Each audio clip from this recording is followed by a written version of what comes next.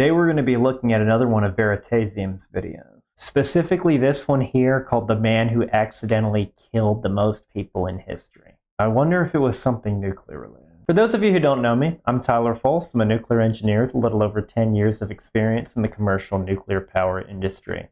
From engineering to operations to emergency response. I don't claim to know everything there is nuclear, but I can certainly share some knowledge. Get right into it. One single scientist created 3 inventions that accidentally caused the deaths of millions of people, including himself. Not only that, they decreased the average intelligence of people all around the world, increased crime rates, and caused 2 completely separate environmental disasters that we are still dealing with today. It's not TikTok, is it? In 1944, as a young chemist who had just finished his master's, Claire Patterson went to work on the Manhattan Project. Here we go. Kind of saw that one coming. Building the first nuclear weapons. His job was to concentrate uranium-235, the fissile fuel for bombs, from the much more common uranium-238. Okay, yeah, an enrichment process. Not actually a sickening green glow, but I can see why this was done for illustration purposes. This required huge machines, mass spectrometers, which separated the 2 types of uranium by their slight difference in mass. So uranium enrichment, a lot of time that is done with gaseous diffusers or centrifuges. But uranium's not a gas. Well, you make it into one by combining it with fluorine into uranium hexafluoride.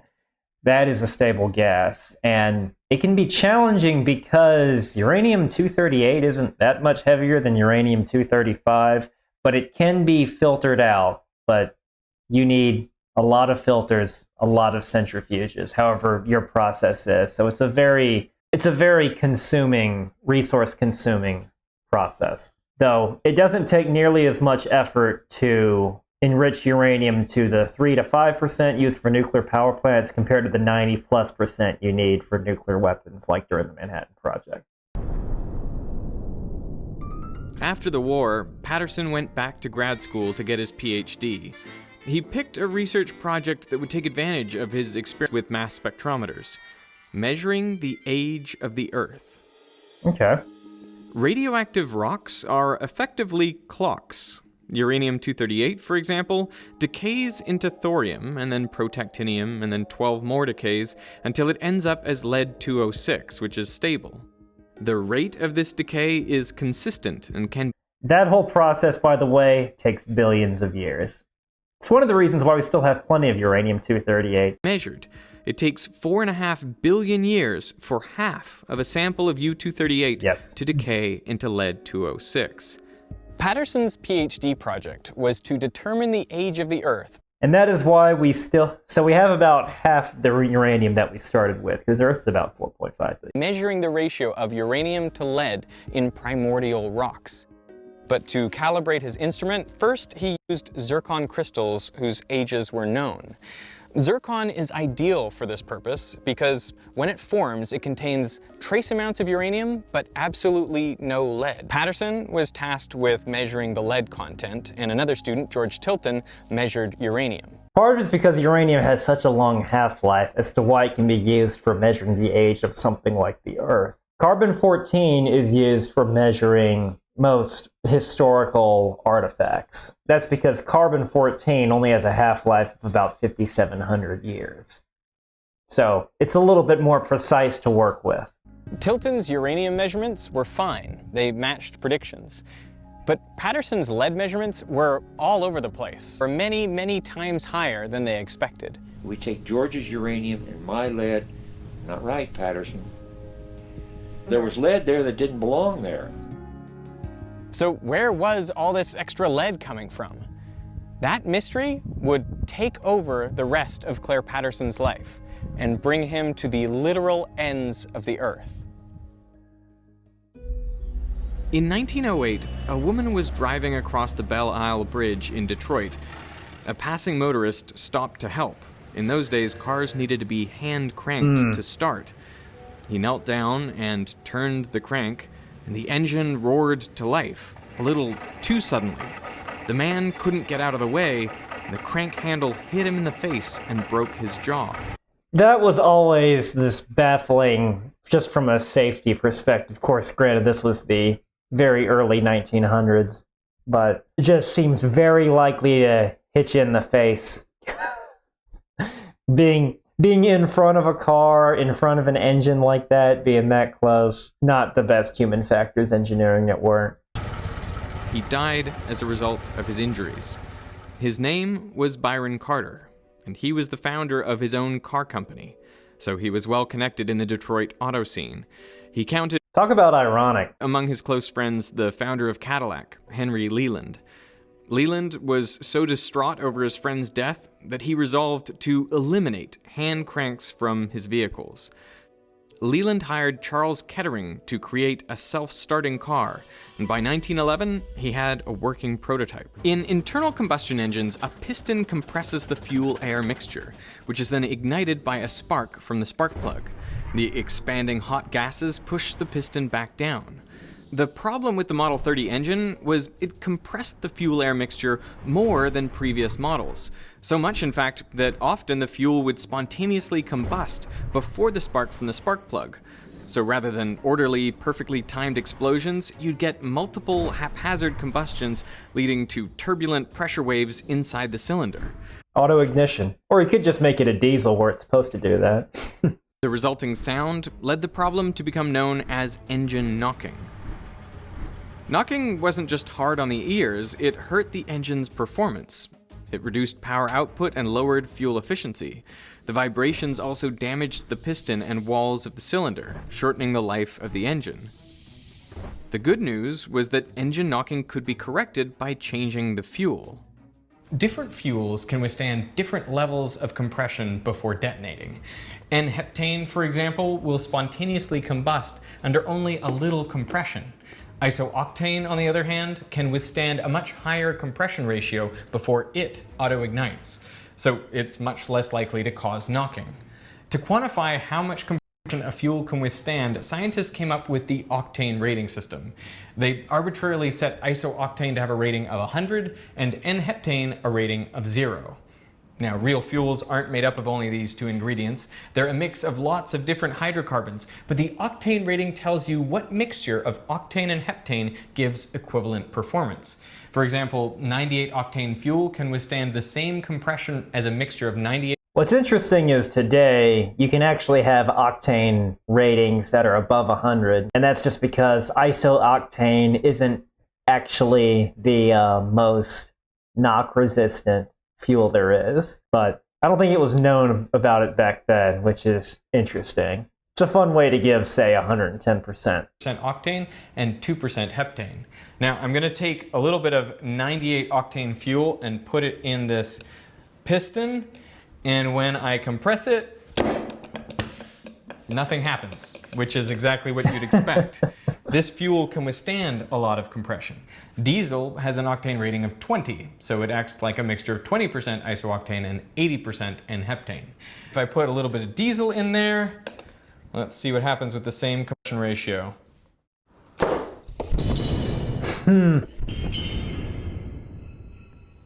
There you go. You get a little explosion in there. That's because this is a low octane fuel. I mean, that's what diesel's meant to do.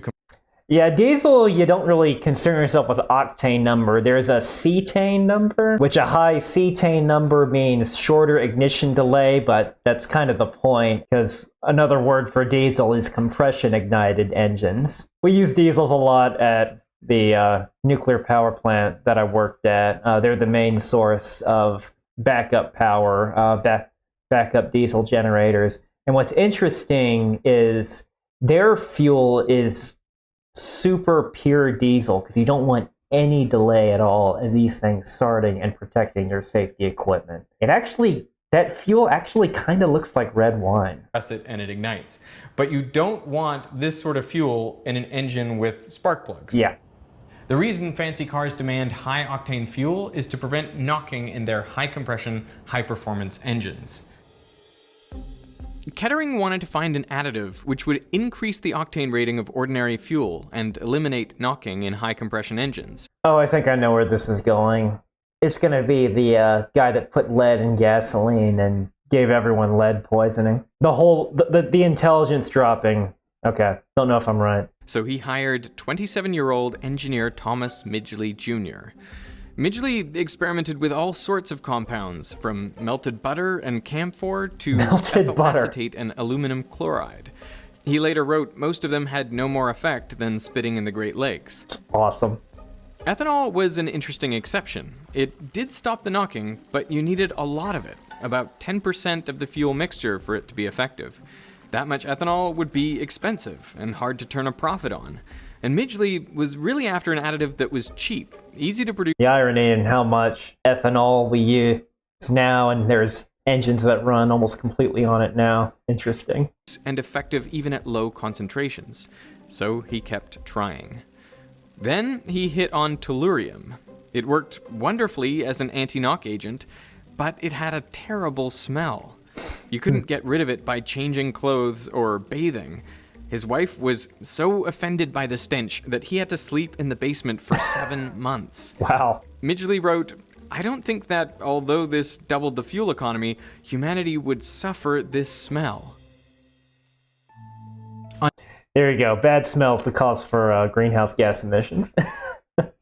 December 3rd, 1921, after 5 years of working on the problem, Midgley found what he thought was the perfect solution: tetraethyl lead. That's a lead atom right there in the center. This additive was exactly what he was looking for. It stopped the knocking, it didn't smell, it was cheap to produce and readily available. What about nuclear-powered cars? You'd have to train everyone to get their driver's license. Would have to go through the same amount of training as a reactor operator. That could get expensive. Unless they were all drones. First of all, you only needed 1 part in 1,000 for it to be effective. In a call to Kettering, Midgley said, "Can you imagine how much money we're gonna make with this? We're gonna make $200 million, maybe even more." That is over $3 billion in today's dollars. Wow, 200 million back then. That's crazy. Now, for his discovery, the American Chemical Society gave him the prestigious Nichols Award, and they asked him to do a series of public talks, but Midgley declined. He and Kettering patented the process for making tetraethyl lead, and they called their new additive ethyl, perhaps so it might be confused with another common additive, ethyl alcohol. They made no mention of lead. Wow. And they knew, even back then, lead's toxic properties, right? Then they teamed up Just with didn't three care. of America's largest corporations, General Motors, DuPont, and Standard Oil of New Jersey, to form the Ethyl Corporation. Their marketing was brilliant. No man can look at the amazing record of accomplishment here in this research division without confidence that these men are going ahead with an eye to the future, looking for new facts and principles which will make things better and make life easier for all of us. Love these old-timey commercials.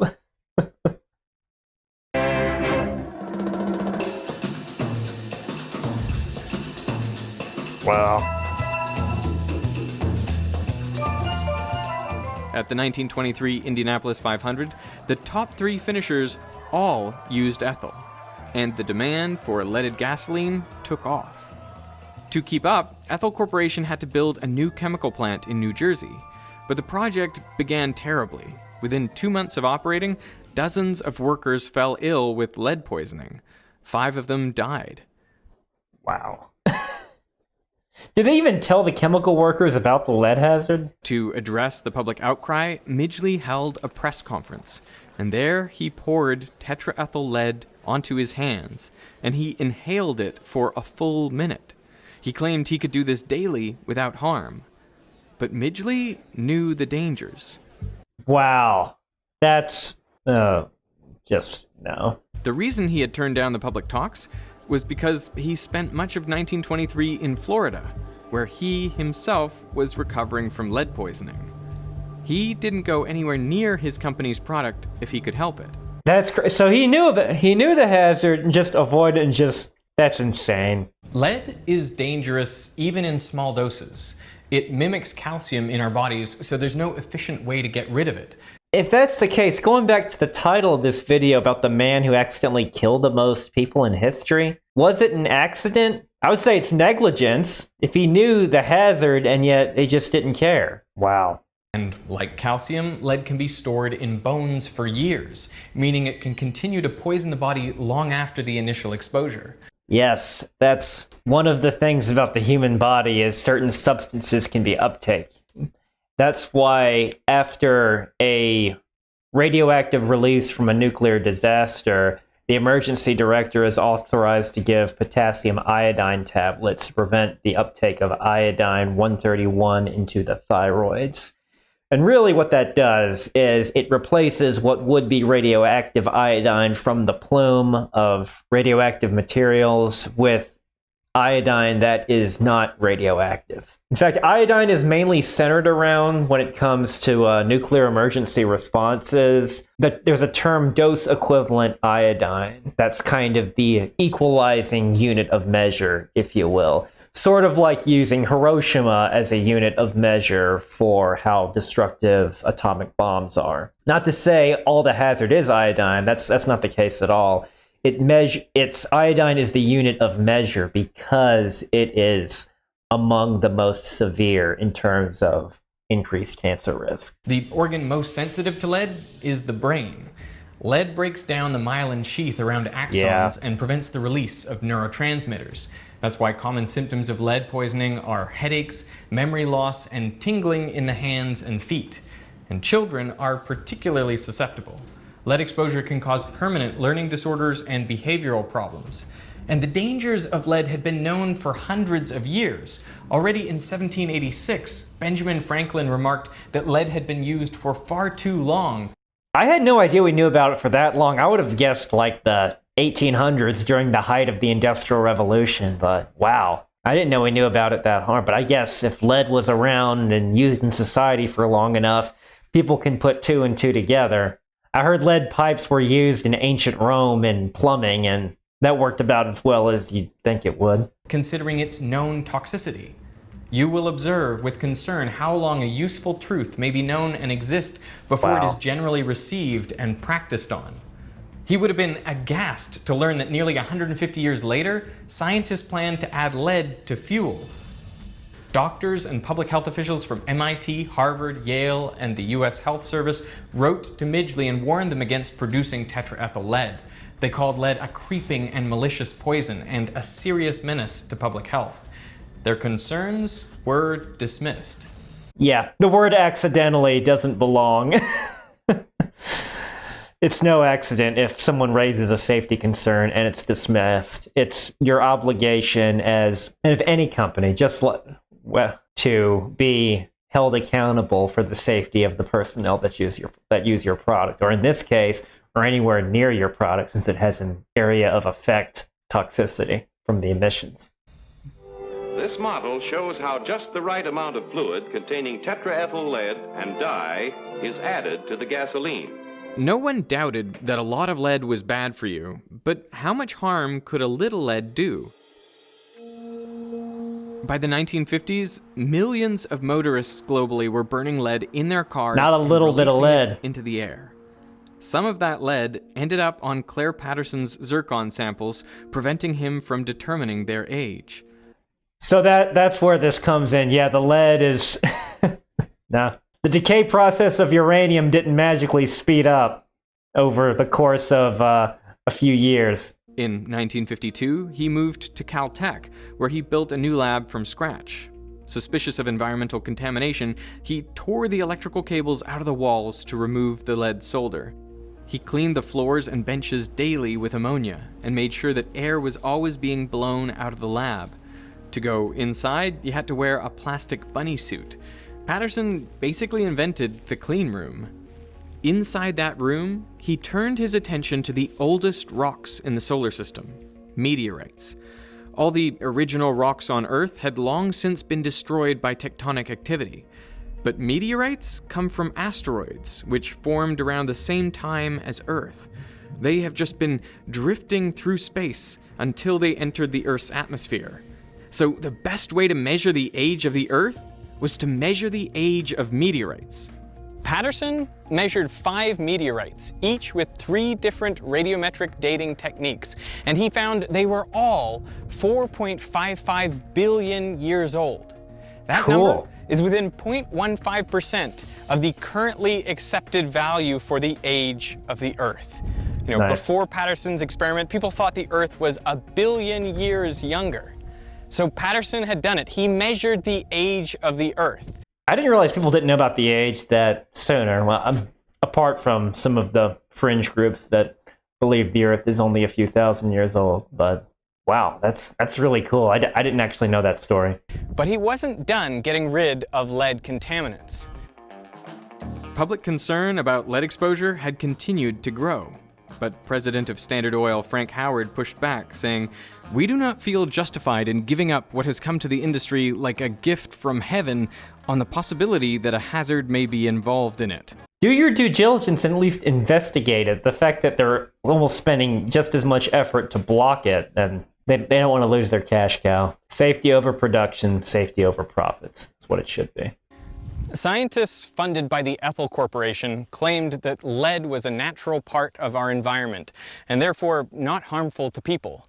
But Patterson wondered, just how natural is the lead in our environment? And he had just the skills to find out. He began by measuring lead in the oceans. If it were natural, he expected the concentration of lead to be the same regardless of depth. But if lead pollution had increased recently, it would be more concentrated near the surface. He took samples in the Pacific and Atlantic Oceans down to a depth of 4 kilometers.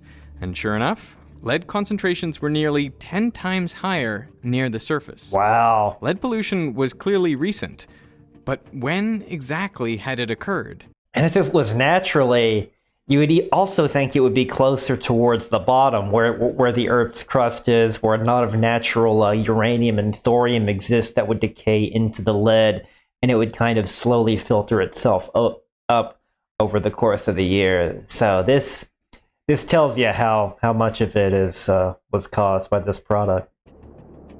To find out, Patterson had to go to Greenland and Antarctica. Ice cores record the level of lead in the air going back thousands of years. The levels of lead in the atmosphere have been elevated for the last 4,500 years. All of it is due to human activity, mainly smelting ores to make metal. You can see the rise and fall of the Greek and Roman empires.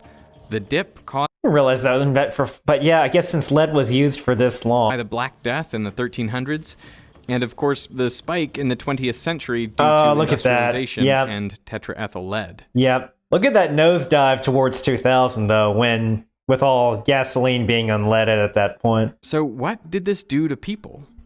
Well, Patterson looked at the lead levels in the teeth and bones of recently deceased Americans, and for comparison, he measured the lead in bones and teeth of Peruvian and Egyptian mummies. Since they lived over 1,600 years ago, they would have been exposed to much less lead in their lifetimes.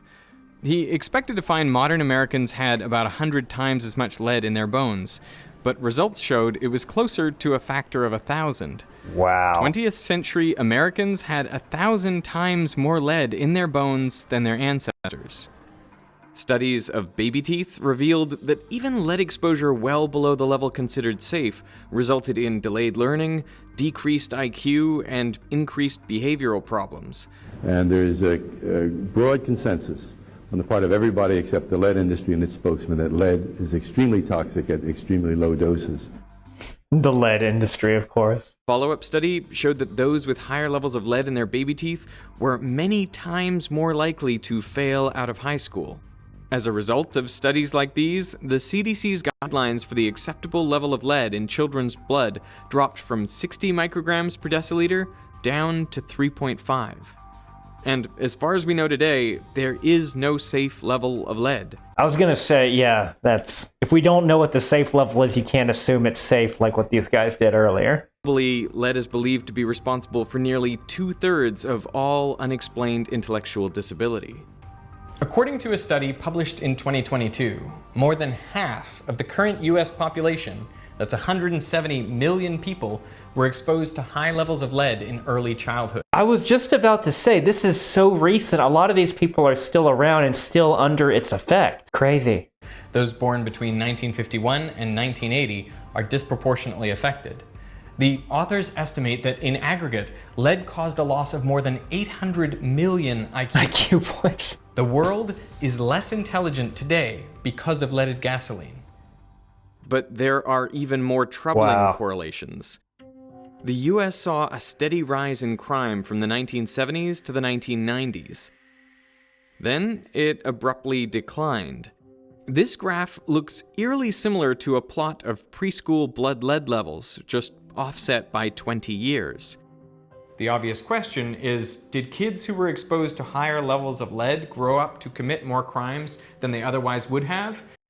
That's fascinating, and not something I ever really made that connection to. That can be a bit of a reach, saying lead's responsible for all the deaths associated with those crimes, and correlation doesn't always imply causality. One example, I even used this in one of my my videos on Chernobyl. Chernobyl being responsible for a bunch of deaths due to coal because people were convinced that nuclear was unsafe, so they built a bunch of coal plants instead. Put a link to that video down below. That's fascinating. I always like these sort of quantum leap, freakonomics type of connections. You might think this is just a spurious correlation, but the same pattern appears in many countries, including Britain, Canada, and Australia. And we know there's a causal connection between lead exposure and antisocial or violent behavior. A study of 340 teenagers found that those who were arrested were 4 times as likely to have elevated lead in their bones than similar demographic controls who didn't have run-ins with the law. Now, this doesn't mean that lead is responsible for all of the increase in crime, but it's very likely responsible for some of it. Just like I said, Chernobyl wasn't the responsibility for all the increase in coal plants, but it's fun I kind of think it's fun building these sort of connections, and yes, I do recognize the flaw associated with that. Now, it's tough to estimate the precise death toll of lead. One of its lesser-known effects is a hardening of the arteries, leading to increased cardiovascular disease. A study from 2018 found lead was likely responsible for 250,000 heart disease deaths per year in the US. Assuming a constant rate over the past century, that amounts to 25 million deaths in the US alone. Globally, the figure may approach 100 million. Wow. And the big irony is lead can actually be used as effective shielding against gamma radiations. Just don't vaporize it and inhale the stuff. Those deaths are due to Midgley's decision to put lead in gasoline, a substance he knew firsthand was toxic, but he did it anyway to maximize profits. And the problem is not over. Current estimates of deaths caused by lead range from 500 to 900,000 per year. The 2020 UNICEF report warns that 1 in 3 children globally, that's over 800 million children, have blood lead levels at or above 5 micrograms per deciliter. And this sort of misconception is still out there, because even when people talk about things like uranium decay chains that eventually end up going into lead, I've seen people act like, oh, it's lead, that means it's safe, right? Well, no. A lot of this lead now comes from batteries and industrial processes. Yeah. But some is still due to Midgley's invention. Now, after Midgley's success with ethyl, he was put in charge of another engineering project. GM wasn't just making cars, but also household appliances. And fridges had a problem. The 2 most common gases used as refrigerants were methyl formate and sulfur dioxide. One is highly toxic, the other is flammable. Midgley was tasked with creating a safer alternative, and in 1928 he developed a non-toxic and non-flammable refrigerant, dichloro-difluoromethane. GM called this new product Freon, and to demonstrate Freon's safety, during the unveiling at the American Chemical Society, Midgley inhaled a lungful of this gas and blew out a candle. You should probably stop doing that. In the following decades, CFCs like Freon became very popular and were used as solvents and aerosols. The problem is CFCs are light and The hole in the stable. ozone layer. When released into the atmosphere, they climb up into the stratosphere, where they can remain for 50 to 100 years.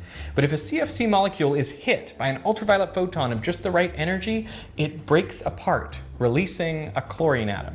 And this chlorine atom can then react with ozone, breaking it apart into chlorine monoxide and oxygen gas. The result was another environmental disaster, the hole in the ozone layer. With less ozone, more UV light penetrates the atmosphere, increasing the rates of skin cancer and cataracts. Plus, CFCs are potent greenhouse gases. Per kilogram, they produce 10,000 times more warming than CO2. Yeah, There's the reason why they were Wrote banned. that Midgley had more impact on the atmosphere than any other single organism in Earth's history. Not person, organism. That's an achievement. If you want to have an impact on the world.